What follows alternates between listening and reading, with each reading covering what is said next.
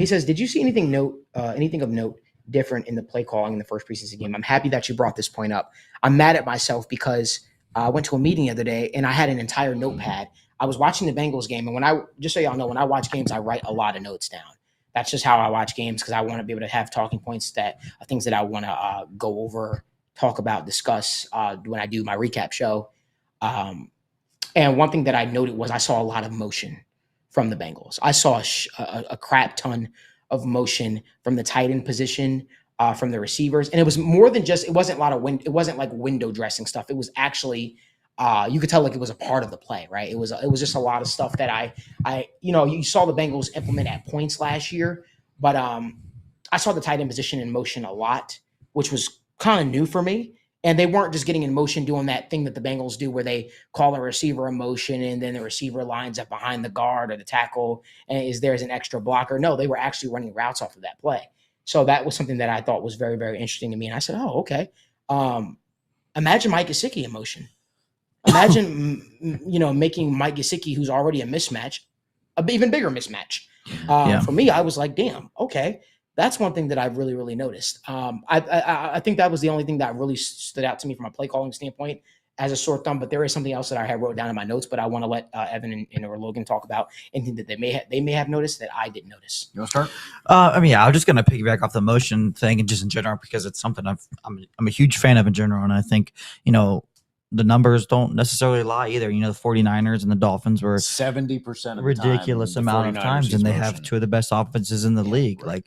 Obviously everybody's going to motion differently. Obviously everybody's going to have different purposes of motions, but there's very little downside to motioning anymore. There's so many positives for it. You can use it in an abundantly amount of different ways. It's a fantastic thing, and it just allows the league to get more creative, and it's more fun. It's just different. Changes it's so the leverage unique. of everything. It makes it's the awesome. defense communicate. It's great. It's such a fun wrinkle to the modern offenses we see now, and I'm excited to see kind of what the next thing is and how it's playing. But yes, the motioning, especially from the Bengals, they have so many good athletes. They have so many different skill sets and builds that can be taken advantage of if they continue to motion properly. And I definitely hope it's a thing that we continue to see moving forward. Yeah, no, that was a great point. And it kind of feeds into a play that Coach Matt Minnick, a friend of ours who has written for Cincy Jungle and Orange and Black Insider and all that fun stuff, very smart guy. He pointed out a play where they did use pre-snap motion with the wide receiver going to the left side of the formation, and then they did play action to the left side.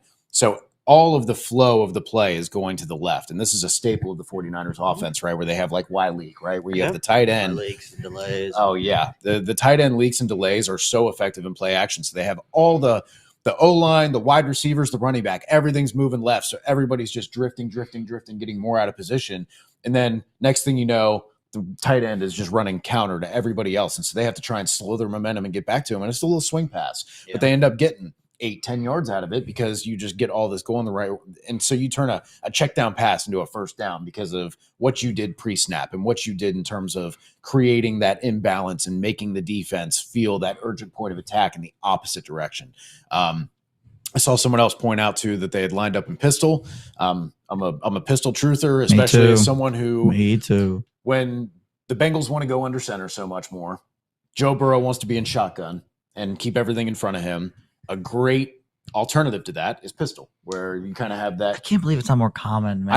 I know. It's just a perfect happy medium. It happens. I know. And I love what it does for the run game. Yes. And so you have less tells because, 70-80% of the time, if you're in the gun and you have the running back lined up on the right, if he's running, it's going left, right? You're not doing a lot of counter runs necessarily out of gun. Whereas pistol, you have that dual ability to go left or right evenly, right? Without kind of giving away that tell pre-snap. So that's another benefit of that. You're a little bit closer to the line of scrimmage, so you can do kind of some of the under center concepts that you want to do. You still have room for all the motion, either orbit or jet or any of that, whether you want to be in front of, behind, around the formation. No, it just gives you a lot of versatility to how you can attack things. So I would definitely like to see more of it. It doesn't need to be their bread and butter, so to speak, but it just opens things up a lot more for the offense while getting the best of both worlds with both Joe and the Bengals' interests in mind.